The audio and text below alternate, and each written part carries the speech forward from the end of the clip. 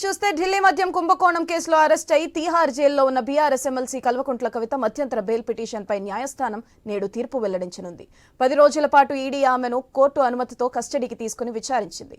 గత నెల 26న తీహార్ జైలుకు తరలించింది. తన కుమారుడికి పరీక్షలున్నాయని మధ్యంతర బెయిల్ ఇవ్వాలని కోరుతూ కవిత కోర్టును ఆశ్రయించారు. ఈ నెల 4న కవిత మధ్యంతర బెయిల్ పిటిషన్ పై విచారణ జరిగింది. వాదనలు విన్న న్యాయమూర్తి కావేరి భవేజా తీర్పును నేటికి వాయిదా వేశారు.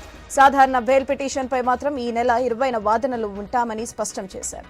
ఈ నేపథ్యంలో కవితకు మధ్యంతర బెయిల్ వస్తుందా లేదా అనే ఉత్కంఠ సర్వత్రా నెలకొంది. మరోవైపు కవిత జ్యుడిషియల్ కస్టడీ సైతం రేపటితో ముగియనుంది.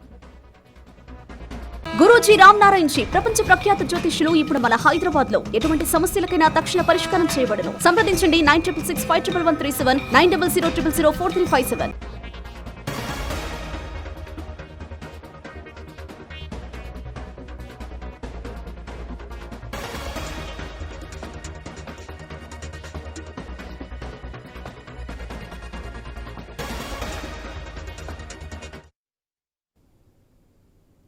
ఢిల్లీ మద్యం కుంభకోణం కేసులో అరెస్ట్ అయి తీహార్ జైల్లో ఉన్న బీఆర్ఎస్ ఎమ్మెల్సీ కల్వకుంట్ల కవిత మధ్యంతర బెయిల్ పిటిషన్ పై న్యాయస్థానం నేడు తీర్పు వెల్లడించనుంది.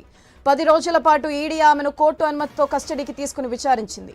గత నెల 26న తీహార్ జైలుకు తరలించింది. తన కుమారుడికి పరీక్షలున్నాయని మధ్యంతర బెయిల్ ఇవ్వాలని కోరుతూ కవిత కోర్టును ఆశ్రయించారు.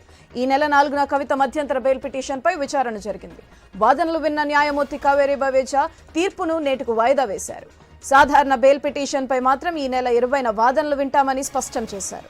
ఈ నేపథ్యంలో కవితకు మధ్యంతర బెయిల్ వస్తుందా లేదా అనే ఉత్కంఠ సర్వత్రా నెలకొంది. మరోవైపు కవిత జ్యుడిషియల్ కస్టడీ సైతం రేపటితో ముగియనుంది.